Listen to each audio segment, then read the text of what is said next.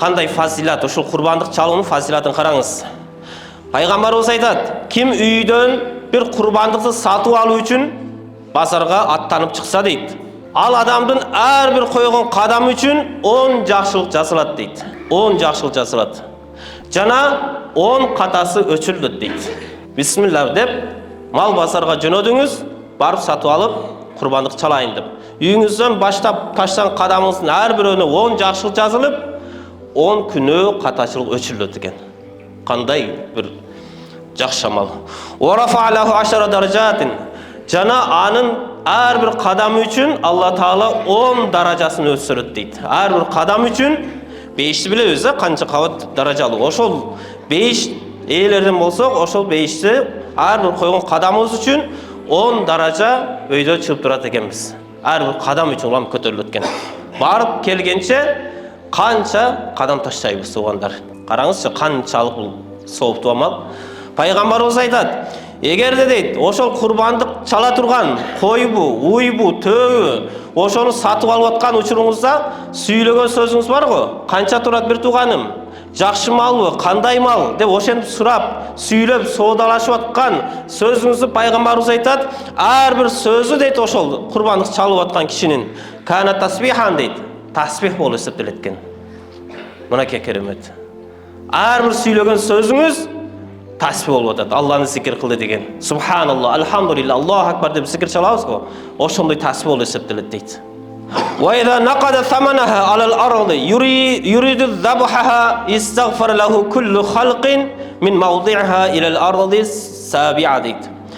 Эми дейт, ошол акчаны төлөгөндөн кийин, мисалы 10 000 сом же 15 000 сом, канча миң сомго ошол малды алып, акчасын төлөп гөндөн кийин ар бир дирхамы үчүн, ар бир тыйыны үчүн пайгамбарыбыз айтат, 700 жакшылык жазылат дейт. Караңызчы. Азыр бир кой, бир 15 000, 16 000 турган болсо, 15 000, 16 000 сомдун ар бир тыйыны үчүн 700 жакшылык жазылат экен туугандар. Мындай соопту таппайбыз да. Ар бир таштап бараткан кадамыбыз үчүн 10 жакшылык жазылып, 10 кемчилик өчүрүлүп атса, анан 10 даража көтөрүлүп аткан болсо, ар бир сүйлөп соодалашып аткан сөзүңүз тасбих болуп атат. Ушундай бир ниетмен барып эртең күнү курбандыкка ниет кылыңыз тууганым. Сүйлөп атканда алхамдулилlah, Алланы зикир кылып атамын, тасбих болуп атат деген ишеним менен аткарыңыз.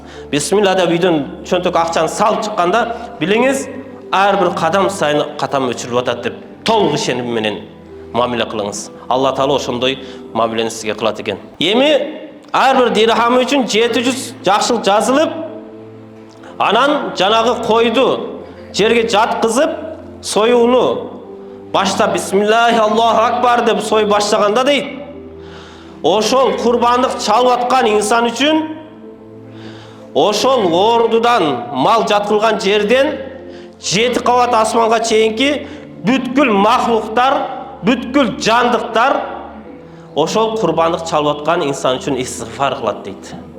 Аллахым ошол курбандык чалып аткан инсандын күнөөсүн кечире көрчү деп истигфар кылып турат экен.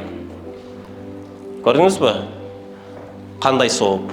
Бир курбандык үчүн канча сооп кетип жатат, Үйдөн баштагандан баштап барганга чейин канча, сойдуруп атканыңызда канча болуп атат, акчаны төлөгөндө канча, соодалашканыңызда канча сооп. Мунун баарын чогулсак, эсебин таппай калабыз. Ошентип, союп аткан учурда дейт, жанагы курбандык жаткан жерден баштап 7 кабат асманга чейин канча жандык болгон болсо, канча Алла Тааланын махлуктары жаратылышы бар болгон болсо дейт, ошонун бүт баары курбандык чалып аткан инсанга истигфар кылып турат экен. Аллахым ушунун күнөөсүн кечире көр. Сенин жолуңда ушул курбандык чалып атат деп, ошонун баары истигфар кылып турат дейт.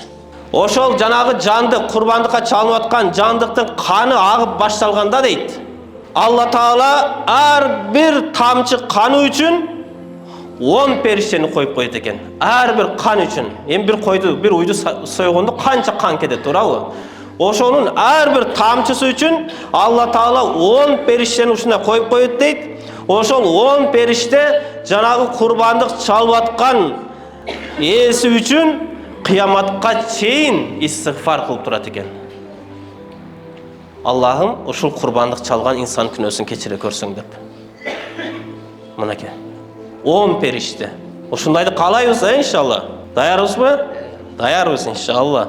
وَإِذَا قَسَّمَ لَحْمَهَا كَانَ لَهُ بِكُلِّ لُقْمَةٍ مِثْلُ عِتْقِ رَقَبَةٍ مِنْ وُلْدِ إِسْمَعِيل алейхиссалам дейді.